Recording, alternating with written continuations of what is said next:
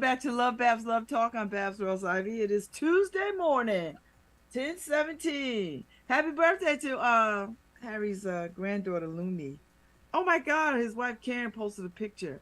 I didn't realize she was like up walking. Like she's big. In my mind, she's still this little itty bitty baby. She's up walking and cute as she could be. Okay. Okay. Okay. Okay. Okay. So, anyway, happy birthday, Lumi. She looks so pretty. How the Nobel Prize? Oh, wait. Oh, I'm looking at the Pulitzers. That's why. That's why I can't figure this out. I was supposed to be looking up the Nobel Peace Prize, and they got different dates. And I was like, why is this different? Who are these people? I was like, oh, this is a Pulitzer. Sorry. I need the Nobel Peace Prize. Because I want to know who is winning. Uh,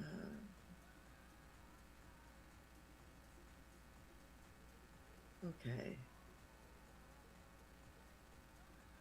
Okay. Who won this morning? Okay, so here it is for like I said, the first one out the gate is the award for physiology or medicine.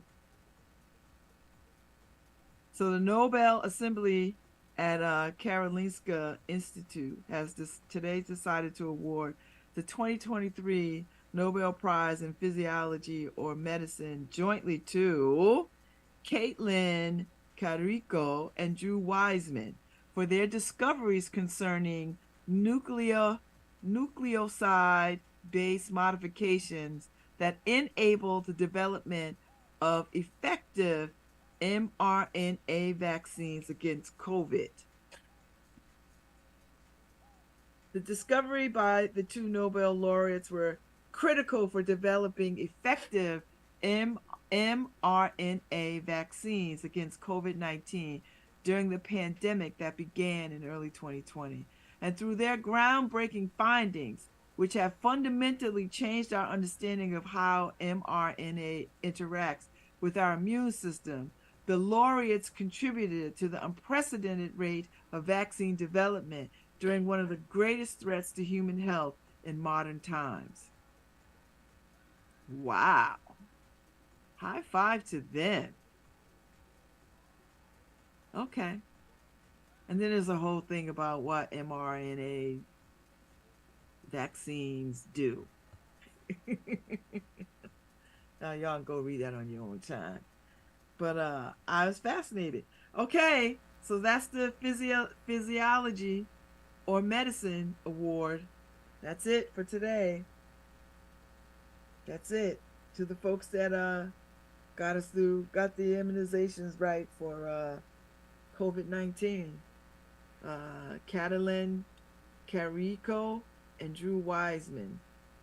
High five to y'all for heading off the pandemic. Appreciate you. So each of them get $989,000. I ain't mad at you. So I'm gonna watch them. I'm gonna watch the awards tomorrow. We'll see. Oh, they split it. Or they get half. Oh, so they don't each get 989,000. They get half. So they cut it in half. So, okay. All right, I ain't mad at you. So tomorrow, if you missed it, you can go and watch it at nobelprize.org. They've got it. They recorded it, so you can go back and watch it if you're so inclined. You know, if that level of excitement excites you. So I kind of dig it. So I'm gonna catch it tomorrow. So I'll keep you posted on who's winning.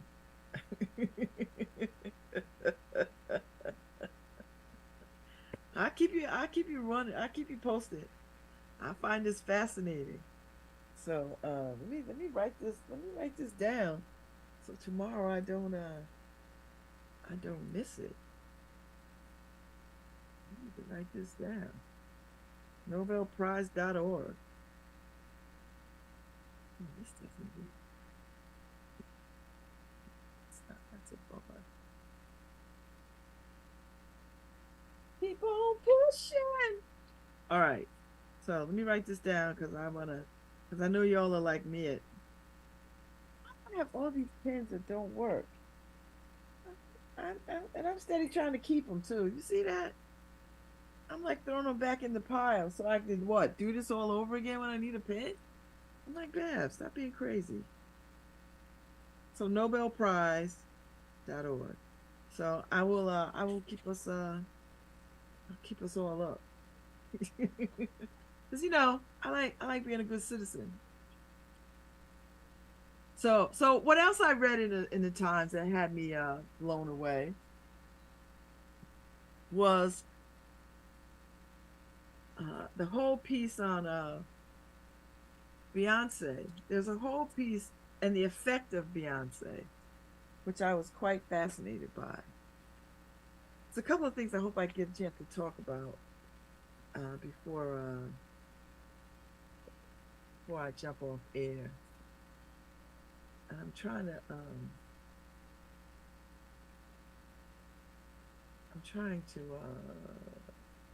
get to it.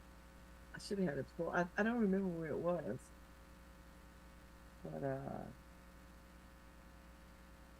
sometimes the Times has some hokey stuff in here that I'm like, oh, this is just ridiculous.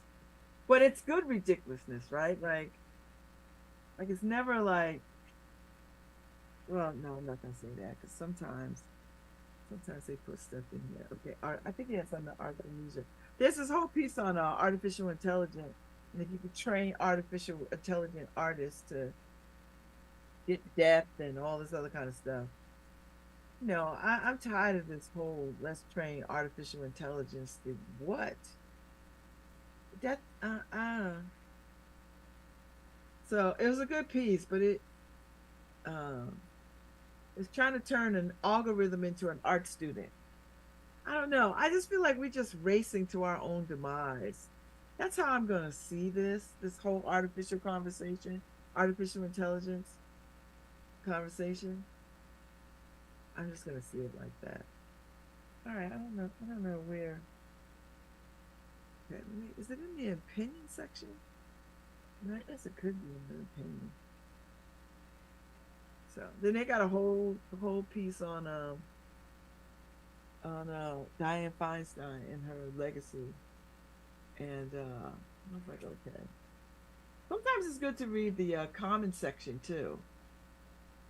I like to read the opinions and comments. You know, this is whole. Now this creeps me out. This whole little bunch of people around the world who want to collect Nazi memorabilia. I don't understand that. I I think I might understand it if I relate it to how people collect slavery memorabilia. I guess, you know. But I think people want to keep this Nazi stuff. They don't want to display it. They just want to keep it in their own private collections. Now, and then maybe they just think, how about if I take it off the market and I keep it in the closet, then nobody will ever see this again. But I honestly I don't think that's the case. I don't think that's what's happening here. Uh, I don't think that's the case. And I'm wondering if people have some secret fetish reverence for Nazis. That's the only thing I could think of, right? Like that's the only thing I could think of that you would have that mess. So, but anyway, the piece on Beyonce was about her financial, her economic impact on wherever she does these concerts, but her in her impact on I thought this was art and I thought it was in the art and leisure section. The economic impact that when she comes into your town is just amazing. It's like having a Super Bowl.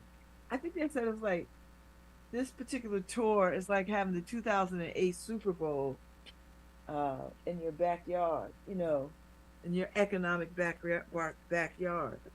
I was fascinated by that. And I was having this conversation a couple of weeks ago with people about, getting people back to the theater and how, see, this is what I mean. You got to look at the big picture of things, how artists, performing artists have come to understand that they can no longer just walk on stage and just sing a song. I mean, unless you're like, I don't know, James Taylor or somebody like that, or Joan Baez. Well, I don't expect to go to a Joan Baez concert and have pyrometrics and lights and all that other kind of stuff. I expect her to walk on stage with a guitar, sit down and sing some songs.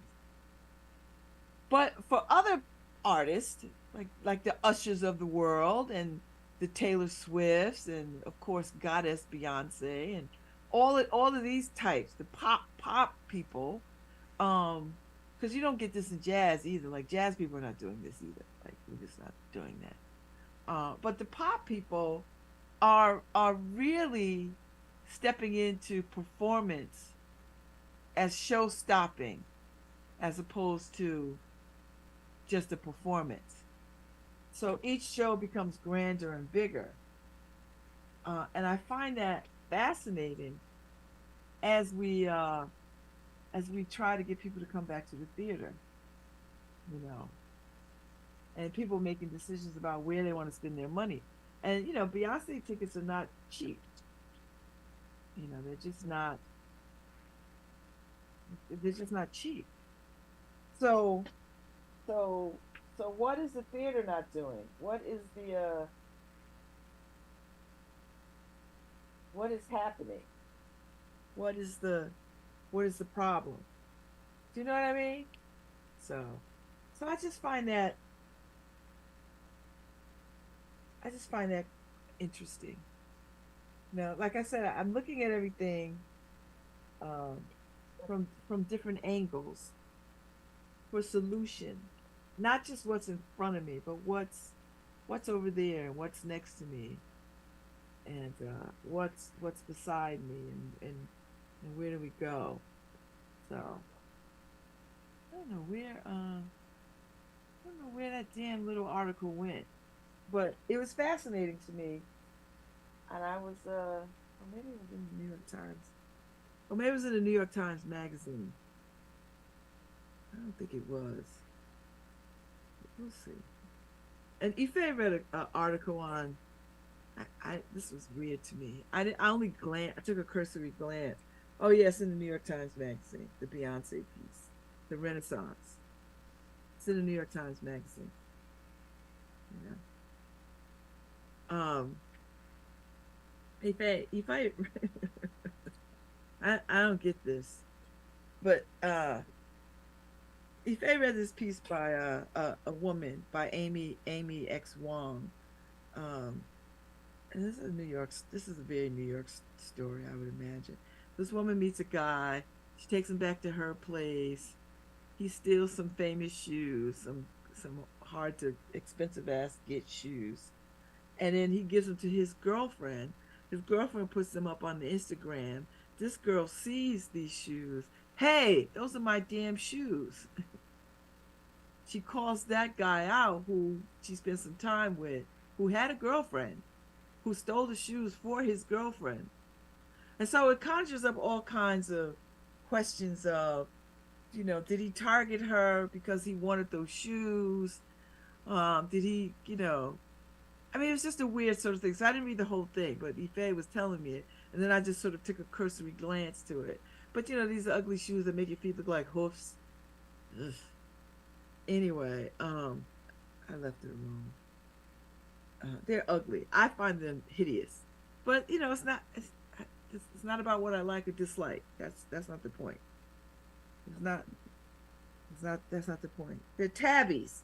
These tabbis shoes. They're ugly. It made me think of minotaurs. I don't know.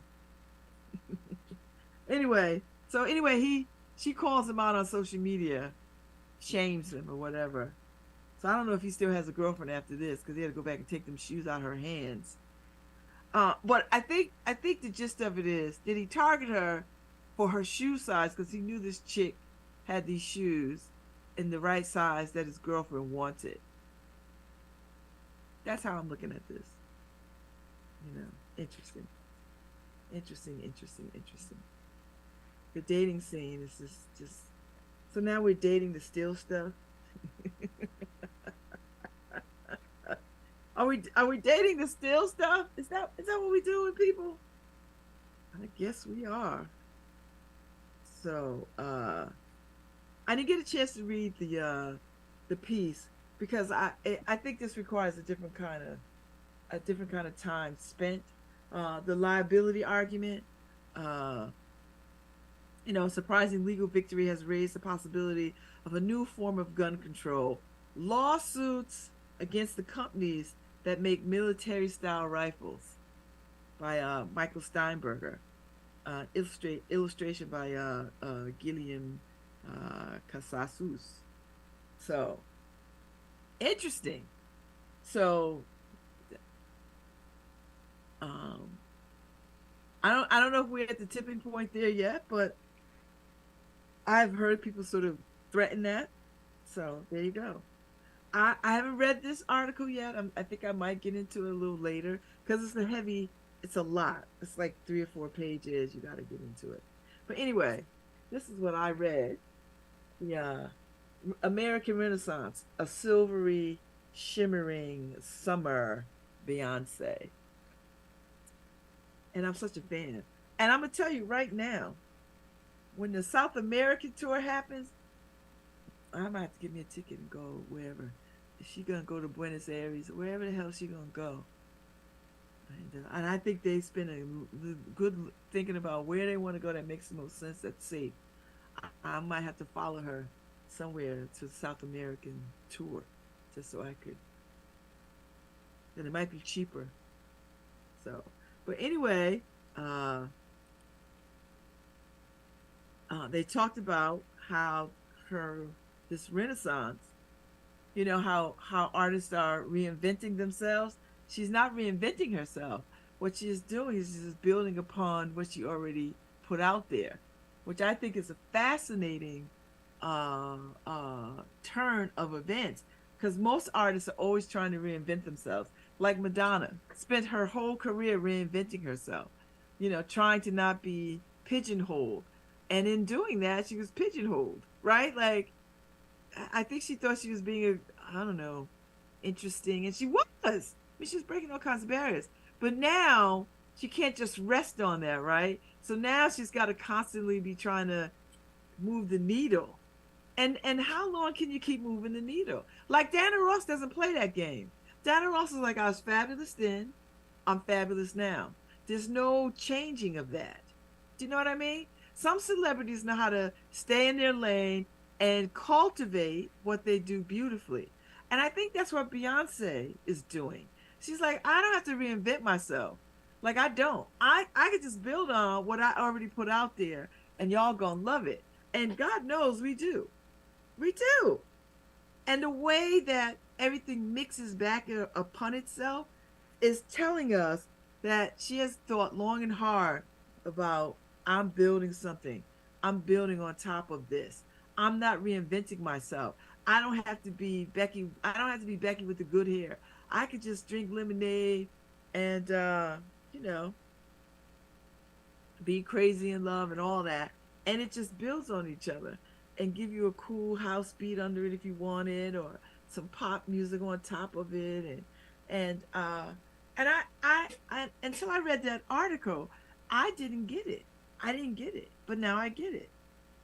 So, so whatever. They're her and Jay-Z are taking some criticism about them accumulating physical things. But I don't understand how they would say that to the Carter Knowles, but they don't say that to Bill Gates or Jeff Bezos, and Jeff Bezos don't sing or dance not a lick.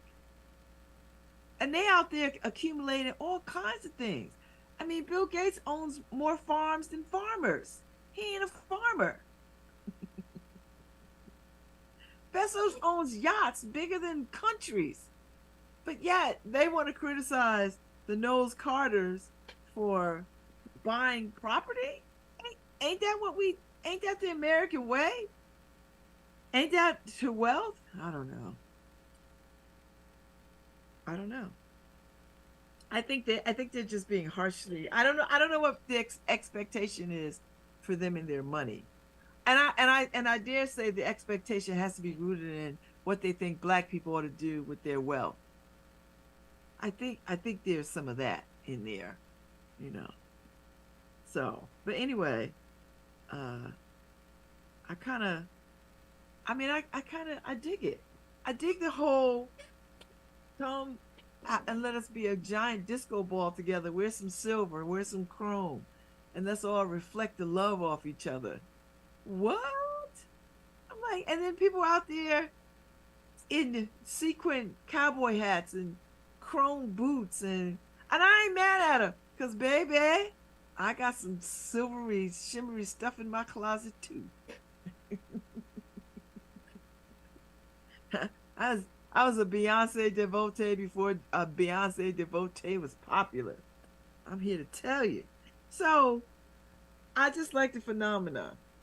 So Beyonce will have generated an estimated 4.5 billion for the American economy.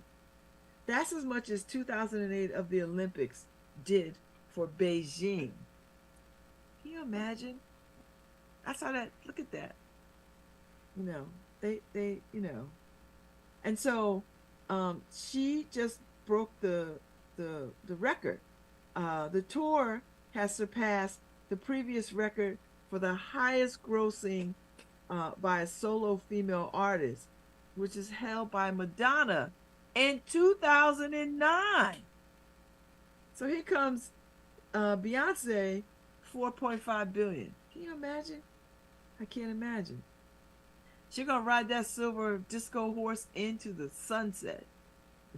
And she got her baby girl out there doing it too. And I know she on the payroll. I know she ain't out there hoofing it for free. I know her mama's like, get you some coins too, baby.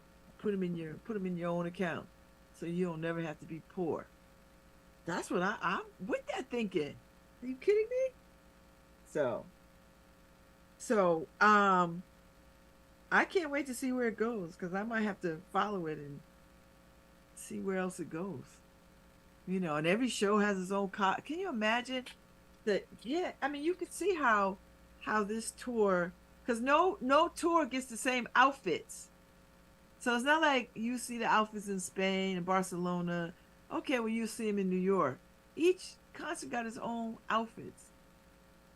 So I don't know what she's gonna do for the next jeg of this, like, but it is fascinating. And I hear tell there's a film, which I can't. Now that I would go see, and I would go see it at the movies, because with the film it could be edited beautifully, and I could sit there and I feel like, yeah, I feel like I'm at the concert. Now I haven't watched the Homecoming video yet. The Homecoming, I haven't watched it yet, so. That's on me though. And every time I get ready to watch it, I was like, I need undivided time. I need time where nobody is gonna call me, check me, nothing. I want to watch that thing from start to finish. Yep. So I'm just saying. Oh, it's in. I know where it is.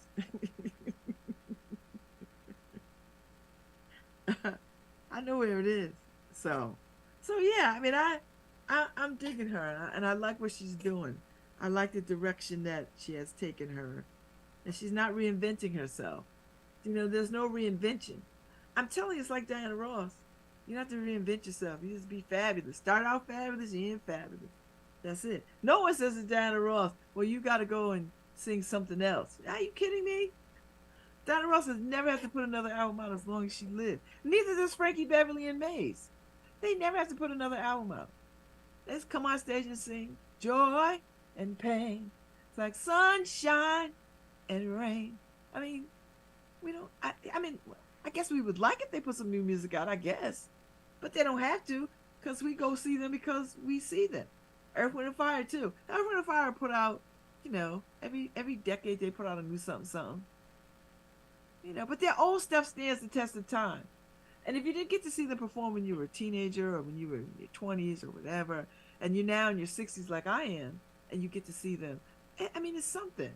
That's what I mean. I feel like I can rediscover the music of my youth with with different eyes, and still be transported to how I felt when I first heard this music, but I can appreciate it with some maturity that I didn't have. So when they talk about after the love is gone, I understand what that means. I heard it when I was a teenager and it made sense. It was beautiful, it was catchy, it was easy to sing, it was wonderful, and it was deep. I felt it deeply. But now at 60, I hear these songs, I'm like, oh, they hit a little different. Still wonderful, still amazing, still beautiful, right? But with just more understanding and depth. Because I've grown, I've lived a little, right? I'm not 17. I'm not 16, I'm not 14, I'm not 12 when I'm at Merle's record rack, putting all my pennies together to buy the damn Gratitude album.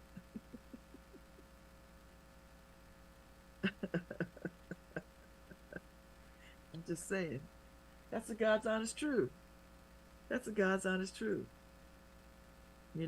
So yeah, so I'm feeling I've got Beyonce. I'm with the Beehive. I'm feeling her. I'm feeling her, and I like it. So yeah. So I'm gonna tell you, when all this fever died down, I'm gonna go get me a Beyonce silver disco hat. One of those cowboy hats, sequin disco, whatever. I don't care. It's gonna come back. Right now they sell it. They all sold out. And the people that make them can't make them fast enough. They're not working on little slave children in China fast enough. Yeah, I said it. I know it's terrible, but it's true. So now I'm just like, I'll just wait for them to come back around. The stores will stock them back up. I'm gonna get me one. I said, I just want one. And I think I want me a pair of silver cowboy boots too. I think. I mean, I've got silver shoes. Not nearly enough. Like I want a silver pair of loafers. I saw J. Crew has a silver pair of loafers. I'm not paying the $400 J. Crew price. No, I'm not doing that. Or $200. I'll wait till they get the DSW. Somebody will have a silver metallic loafer that's in the price point that I want to pay. That's just what it is for me. No shame in my game.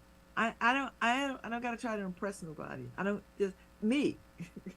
And my wallet will scream. And my wallet will jump out of my handbag and punch me in the face if I go spend $200 on some damn shoes that I don't have. So it's not even like, oh, whatever. They're like, girl, you gotta pay a light bill or no phone bill. What are you doing?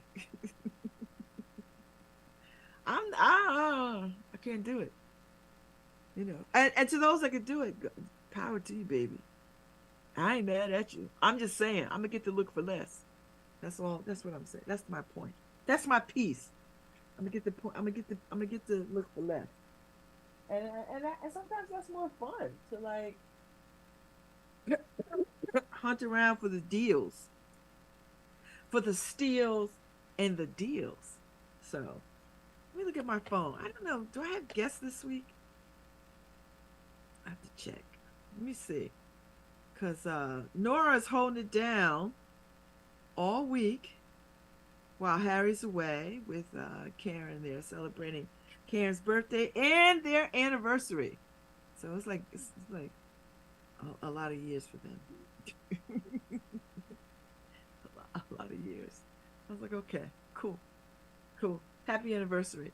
So, and I know he's probably tuned in once or twice just to make sure things is going. Like I know he wouldn't tune in at all. Like turn it off. Just go soak up the Black Hills of Tennessee. You know, and be careful of mosquitoes, Harry. And don't feed the bears. Don't. They're not Yogi and company. Don't feed the bears. I know damn well Harry ain't feeding no bears. And if he even saw a sign that said bears live here, he'd be on the first thing smoking.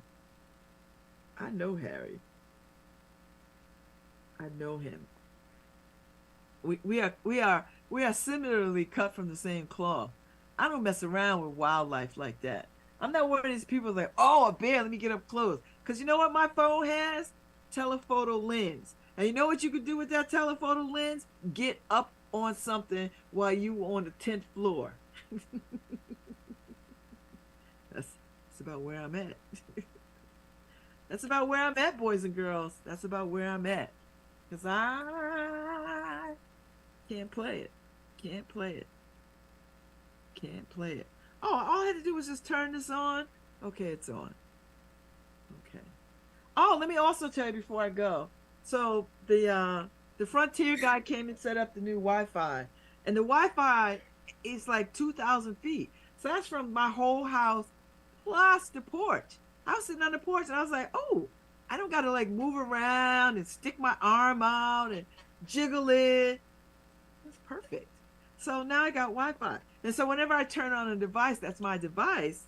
Because I couldn't get my bowls to work yesterday because I have a one of these little dots on the bowls that connects to the Wi-Fi, so I could play my Spotify through it. Echo. I have an Echo. I have an Echo dot, and I love it on the Bose because I love the Bose. So when I'm not, putting CDs in, which is I rarely play CDs anymore. I put on Spotify and I could listen to all the kind of music that I want to listen to and all kinds of different music. So I couldn't figure it out. And then I was like trying to find my Fire tablet, which I rarely use, but it is the control panel for the Bose and the Echo. I know this is a long story. I gotta go. But anyway, I found it. And I had to text my daughter and say, Margot, I found it. Because I'm always putting this thing down and then I don't know where it is. So anyway, I'm back tomorrow, good people. Enjoy this day. These are the most wonderful days. If I wasn't going to New York in a couple of hours, I would be porching this afternoon for sure. But I'll get some in this week. Don't you worry. I'll be back. Thanks, Nora.